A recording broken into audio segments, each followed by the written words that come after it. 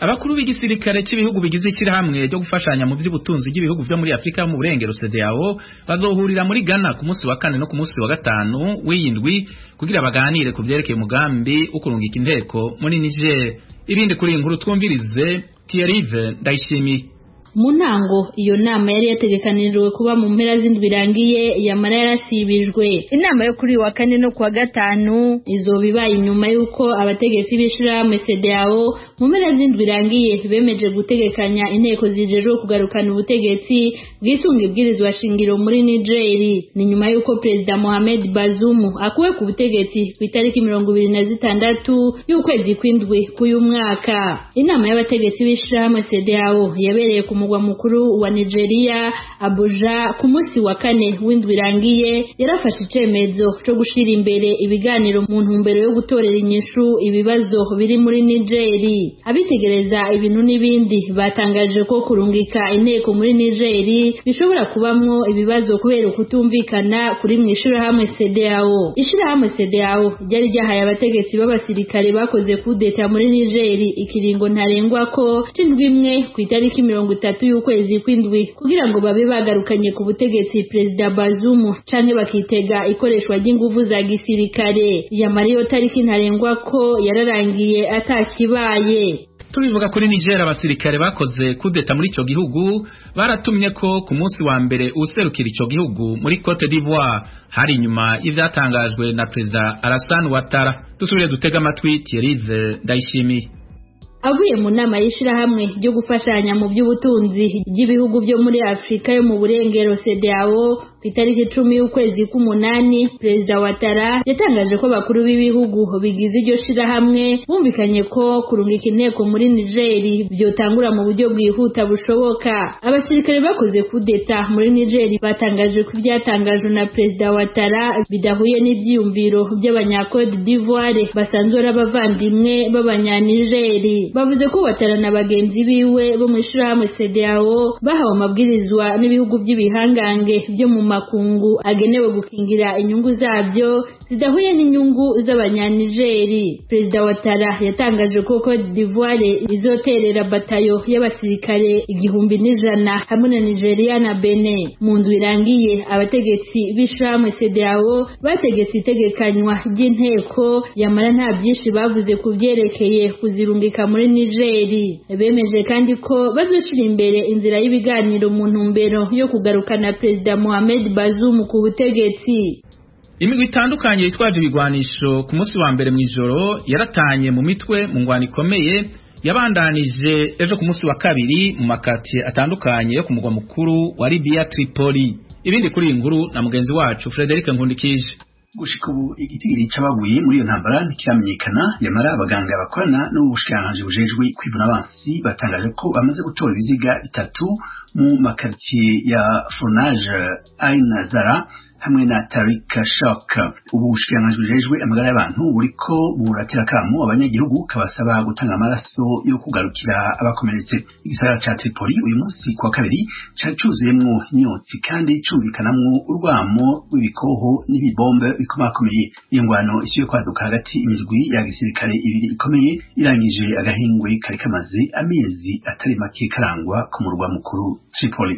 Uburusiya ejo kuwa 2 bwatangaje ko mw'ijoro ryashiriye ejo ku munsi wa 2 inteko zabwo zakoze ibitero mu bibanza birimwo amahinguriro ya gisirikare mu bice bitari bike muri Ukraine.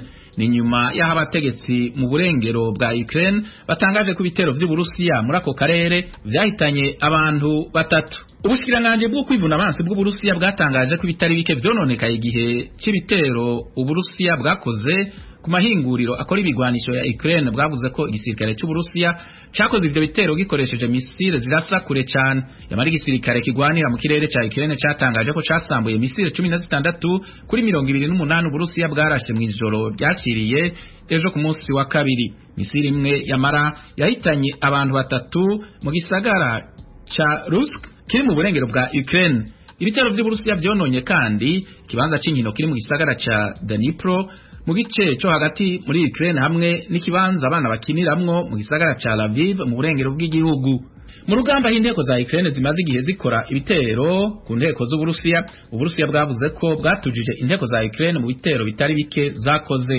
Ubushikiranganji bwo kwivuna abansi bw'Uburusiya bwatangaje kandi ko bwasambuye misile zirasa kure cyane zizwi ku izina rya Scalp Ubufaransa bwahaye Ukraine mu kwezi kw'indwi k'uyu mwaka. Ubwo n'ubwa mbere bibaye nk'uko byatangajwe n'itorokanizo ry'amakuru rya leta y'Uburusiya TASS. Uburundi bwahimbaje ejo kuwa kabiri igenekerezo rya 15 ukwezi k'umunani umunsi w'iyurizwa rya Bikira Mariya mu ijuru wahuriranye n'imyaka 125 Eklezia Katolika ishinze imizi mu Burundi.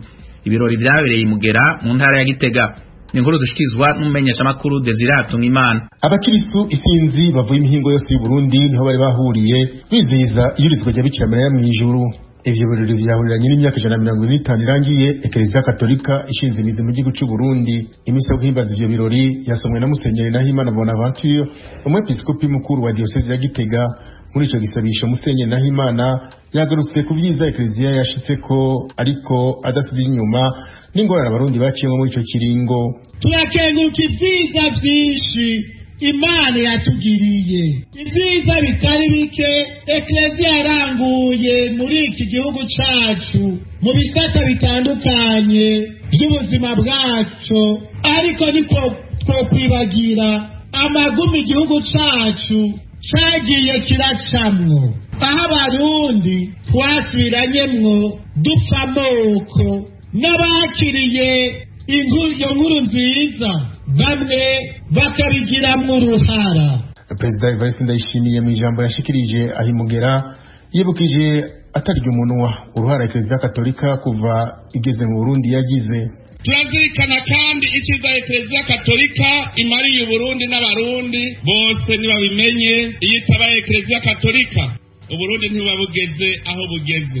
Mbere n'indongozi nyinshi muzosanga zize mu mashuri y'abihebeye Imana Gatolika. Twabibonye ku ntwaro ya Repubulika ya kabiri, abamenyeshamana bose abanyamahanga baratotejwe kumwe, birukanirwa rimwe.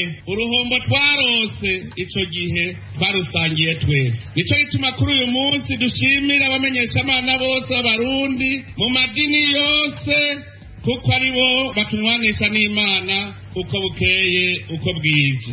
Umukuru w'igihugu cy'u Burundi yamenyesheje ko naho bariko barahimbaza imyaka 125 Uburundi bumenye inkuru nziza ko hakira gahaze. Ivyo bihugu abaza ijambo ry'Imana mu 1898 baje baturukamwo, aho kuduha akarorero keza uno munsi niho hava abatwigisha gusambura amabwirizwa y'Imana. Uno munsi bahiganwa mu gusambura ikiremwa muntu, mu gukorora inda, mu guhohosha bari ku musego, niho batwigisha gusambura ingo, bakavuga ko abasangira ibitsina bashobora kurongorana. Uno munsi rero ubu kwigira inama kugira ngo izo nyoshambi ntituzigwemwo. Evariste Ndayishimiye perezida w'igihugu cy'u Burundi amenyesha ariko ko mu bateje ibibazo by'amoko mu Burundi n'ubu bikizingamitse igihugu abihebeye Imana babifisemo uruhara. Yasabye abafise ico bazi ku mabi yashikiye Burundi kudagira umunwa bagafasha igihugu kumenya ukuri kuko ngo nta kizogorora. Umukuru w'igihugu cy'u Burundi yasozereye ibirori by'uwo munsi mukuru asaba abarundi gukura amaboko mu mpuzu bagakora kugira bagwize umwimbu. Bona Paulo Mwiranda yarabimenyesheje ati udakora ntakarye. Hari kandi n'ikigera cy'umukuru w'igihugu cy'u Burundi umushikiranganje wa mbere Cardinal Antoine Kambanda wo mu gihugu cy'u Rwanda, userukira Papa mu gihugu cy'u Burundi, abakristo benshi ndetse n'abandi batari abakristo Katolika. Bamwe bavuganye n'ijwi rya Amerika bamenyesha ko igisabisho nk'ico bizera ko gishobora gufasha Burundi mu kogorora amacakubiri n'ibindi bitandukanye abarundi bikaranduranwa n'imizi. Desirato Ngimana, Kigali, ijwi rya Amerika. Tukivuga ku Burundi, abagize ibiro politike vy'umugambwe SNL utavuga rumwe n'ubutegetsi baherutse kuvuga ko bakuye agatongo rwasa ku burongozi bw'uwo mugambwe baragenye umukuru w'umugambwe mushasha ku munsi wa mbere. N'inkuru dushikirizwa na Eroje Wirikaneza. Abashizeho umukuru w'umugambwe mushasha n'abantu 10 n'abanyenarimwo bari muri 200 bagize biro politike y'umugambwe SNL bavuga ko babikoze kubera bararushinga no kubahiriza amategeko y'umugambwe n'ay'igihugu mu ntumbero yo gutuma abanywanyi bose biyunga ku nzego zose. bagiriye ko bakura n'umunyamabanga mukuru w'umugambwe bamwagiriza kuba yari yatamabanga. Immaculée Ntaco Bakimvuna yatowe kubera ari we arusha abandi imyaka nk'uko itangazo basohoye bivuga.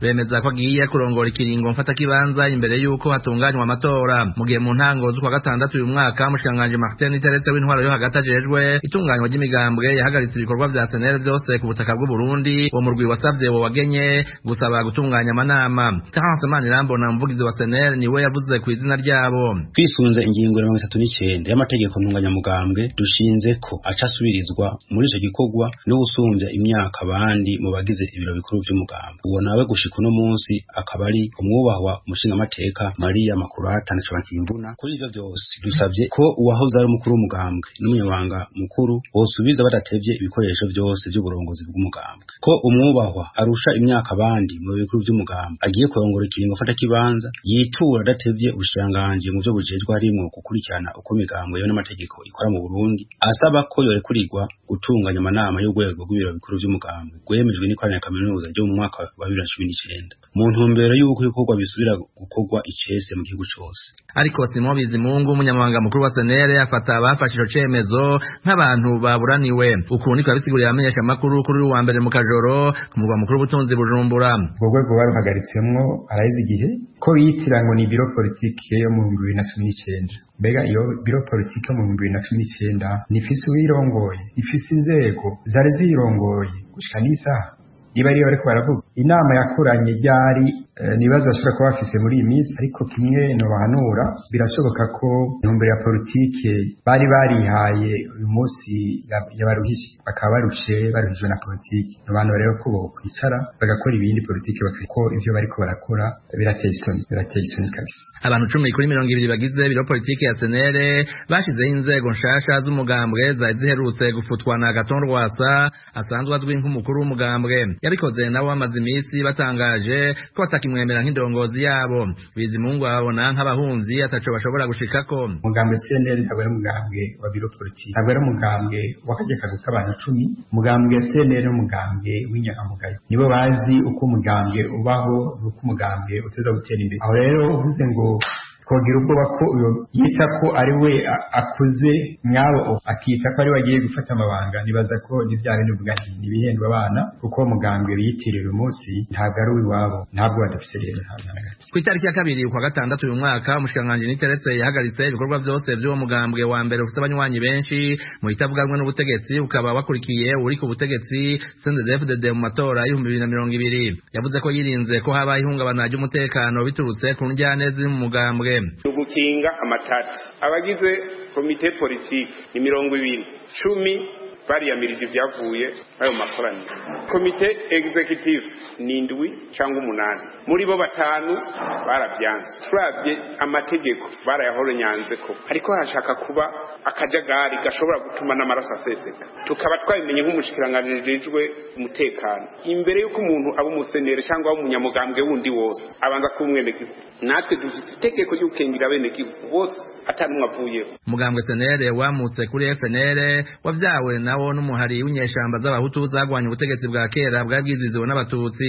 Umukenyezi Immaculée Ntaco Bakimvuna yagenywe kugira urongore ivy'imfata kibanza umupfakazi w'umwe mu bahoze arabarobere ba FNL akaba yaguye ku rugamba mu 1997. Uwo mwaka y'icegera ca Kabura Kosan yatwara umuhari Paropote FNL ico gihe. Sijambere umugambwe Agathon Rwasa arongoye ugiranye ibibazo n'ubutegetsi.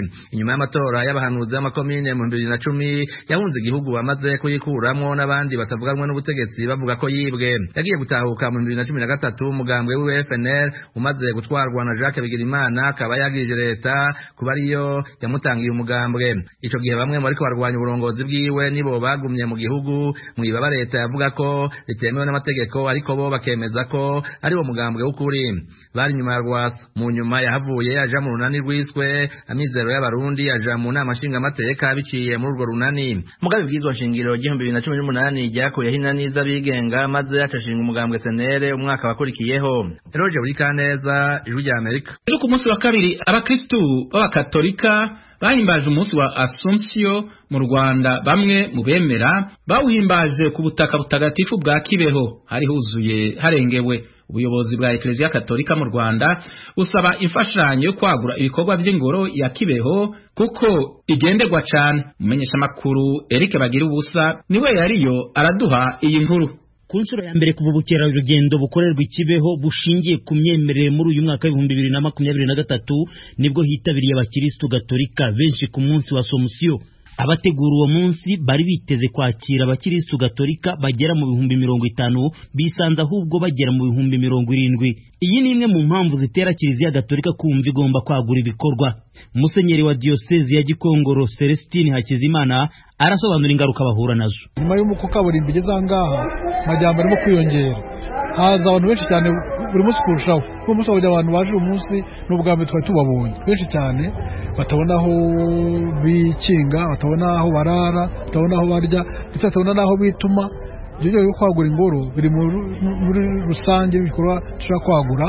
Rero nihaguka Kiliziya bavugaga yuko tuzaka Kiliziya irimo imyanya 10,000 twicaye, hanze hari imyanya 100,000.